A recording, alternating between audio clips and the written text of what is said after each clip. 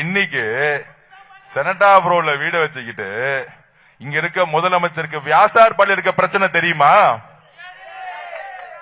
கலைஞர் அவர்கள் முதலமைச்சரா இருந்தாரு. மழை பெஞ்சா வேட்டி கட்டிட்டு இங்க வந்துருவாரு வியாசார்பாடி பக்கம். அடுத்தது பையனை மேயர் ஆக்குனாரு.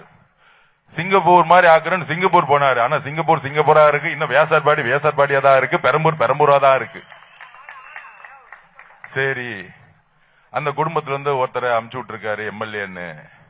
பாவம், தைரியம் இருந்தா உங்க பையன் உதயநிதி தானே இங்க நிப்பாட்டி இருக்கணும். போட்டி காலம் சூப்பரா இருக்கும்ல.